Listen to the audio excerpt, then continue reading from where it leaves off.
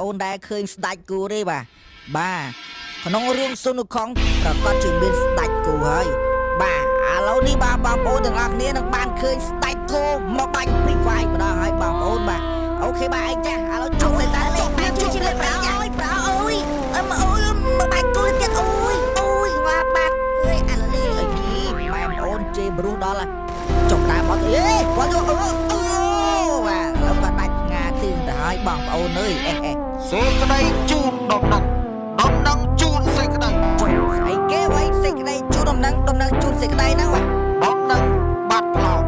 អេស្អីគេមានដំណឹងបាត់ផ្លោកទៀតចេះតែមានលបងវ៉ៃ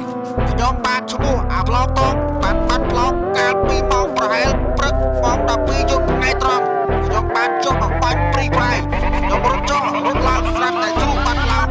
បងអូនតាមគឺផ្លោកខ្ញុំសូមតែចូលឲ្យខ្ញុំបីផងសូមជម្រាបសួរចុះណាគេដល់កដល់មករត់ទាត់ធ្លាក់ផ្លោក